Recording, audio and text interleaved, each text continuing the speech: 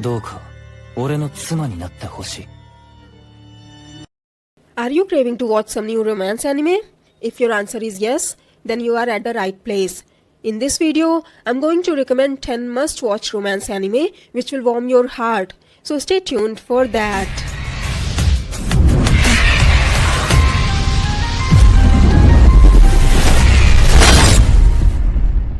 Greetings Anime Throne watchers. For this video, I'm only picking anime from this year and last year, aka 2023 and 2024. But I'll also mention a few older anime in the honorable mentions. So, let's begin. On number 10 is A Condition Called Love. Hotaru Hinase watches the breakup of her schoolmate Hananoi at a cafe. Later that evening, she sees him sitting in the park in the snow, looking really sad, and she offers her umbrella to him. The next day, he confesses his feelings to her. It might seem too sudden in the beginning, but everything will make sense later on.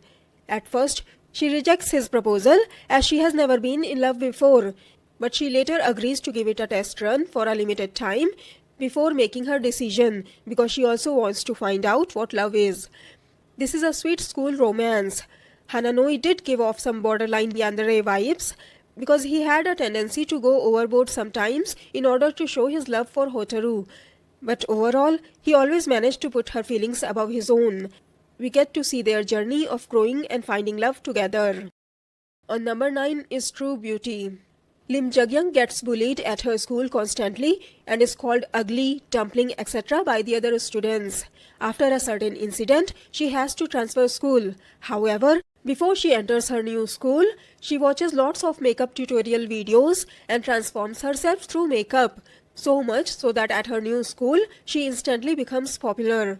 Another transfer student, Lee Suho, accidentally finds out her secret, makes her his errand girl. She decides to do whatever it will take to hide the truth from her classmates, but the more time she spends with him, the more she finds herself questioning whether one's true beauty lies solely in their looks. I know a lot of people didn't like this anime, especially when you compare it to the K-drama or the webtoon, but despite all of that, I still found myself enjoying this series.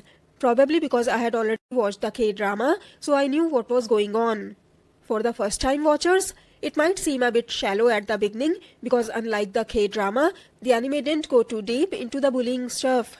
This anime felt more like a trailer for the original story. I haven't read the manhwa, but the K-drama was really great, even though some things were a little different in the story.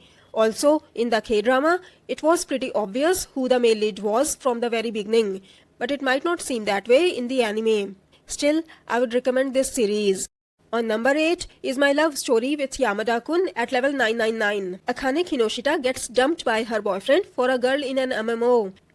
He was the one who had introduced this game to her and they used to play it together. Not only does he dump her in real life, but he also asks her to return the equipment he lent to her. So when a gaming event pops up, she decides to doll up and go make him regret his decision, only to see him being happy with his new girlfriend. She tries to follow them. She bumps into Akito Yamada, who also turns out to be a member of her guild. She makes him pretend to be her boyfriend in front of her ex, only to find out her ex is a huge fan of Yamada, as Yamada is a pro gamer.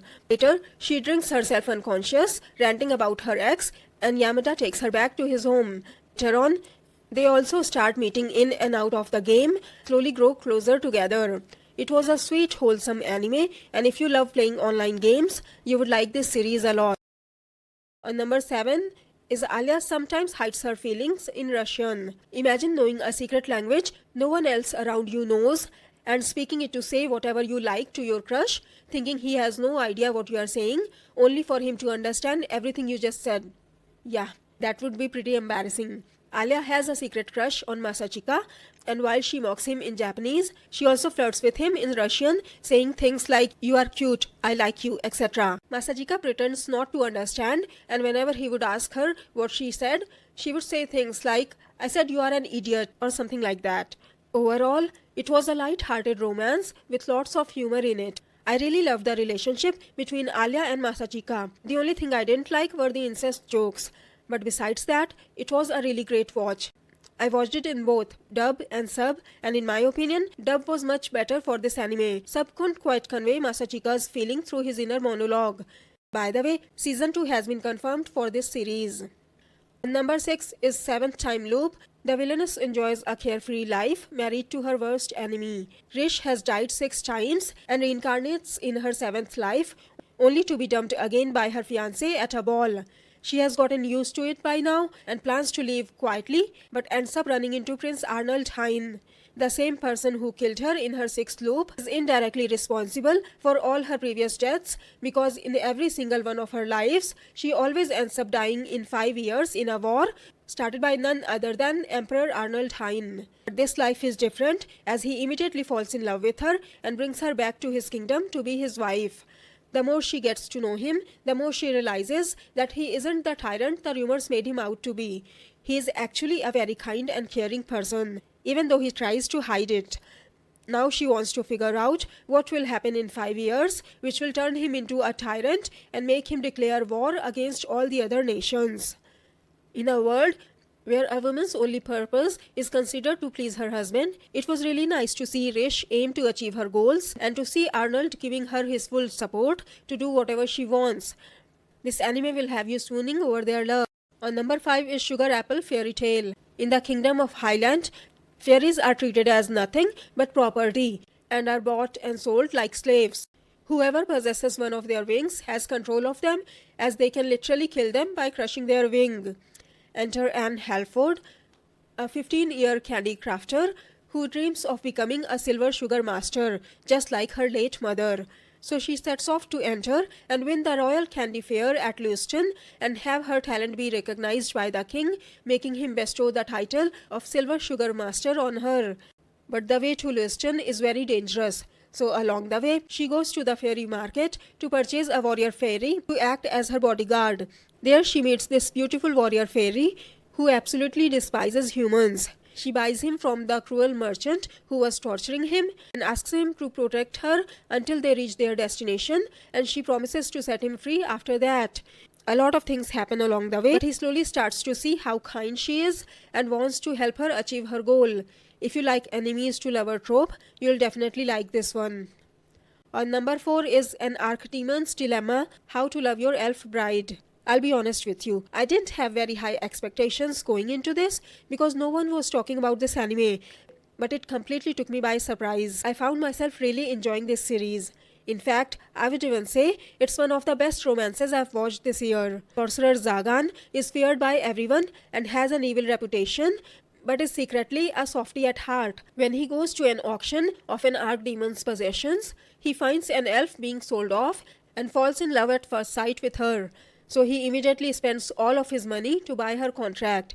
Their interactions that follow are really hilarious, as she keeps expecting him to execute or torture her, and he is a bumbling idiot who has no idea how to confess his love to her. He would try to reassure her that she is safe with him, but the second he opens his mouth, the exact opposite would come out.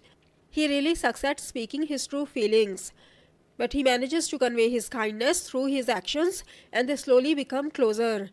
This is a really adorable romance fantasy series which will have you swooning over them and would make you want to root for them.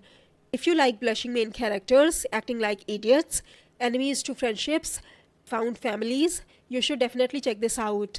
On number 3 is Tomo-chan is a Girl. This is a romantic comedy. Tomo Aizawa is a tomboy who likes her childhood friend Jun, but he only thinks of her as a bro. When she confesses her love to him, he thinks she is speaking as a friend, and she thinks he only sees her as a boy. But thanks to her best friend Misuzu's meddling, things begin to change. This series has some amazing comedic moments mixed with some really heartwarming scenes. Don't forget to check this out. On number 2 is Why Reliana Ended Up at the Duke's Mansion. When Rinko Hasanaki dies, she wakes up in a novel in the body of a side character, Eliana Macmillan, who is killed by her fiancé in the novel. In order to survive, she tries to break off their engagement by pretending to have an affair with the Duke, Noah Wainwright. She uses her book's knowledge to make a deal with Noah and to pretend to be her fake fiancé and goes to live in his manor. Over the course of their fake engagement, he truly starts falling for her. I loved their witty banter in the English dub, something which I find extremely rare in anime. It will have you swooning and laughing at the same time. I highly recommend this series. Before we get to number 1, there are some honorable mentions, which are basically older anime which you've probably watched already. Maid-sama, Toradora, Wolf Girl and Black Prince, Kamisama Kiss, Snow White with the Red Hair, Horimiya, Romantic Killer. Number 1 is A Sign of Affection. I already discussed this series in my 10 Best 2024 debut anime video. Yuki Itose is a hearing impaired girl who meets Itsuomi Nagi in a train and immediately falls for him after he helps her out and isn't fazed by her condition. Likes to travel a lot and knows many languages. His world is huge, whereas Yuki's world is really small. But in Yuki, he finds another world as he has never known before, asks her to let him in her world and to teach him sign language. And thanks to Itsuomi, Yuki's world also starts to grow bigger. With him, she experiences things she has never tried before, and he treats her like a completely normal person. Their romance is really sweet. If you love straightforward couples with little to no misunderstandings, you'll definitely enjoy this series. I'll post more top 10 anime and anime review videos soon. So, what are your top 10 romance anime? Don't forget to tell us in the comments below. If you like this video, click on the like button below, share the video and subscribe to my channel. Have a great day. Bye bye. See you in my next video.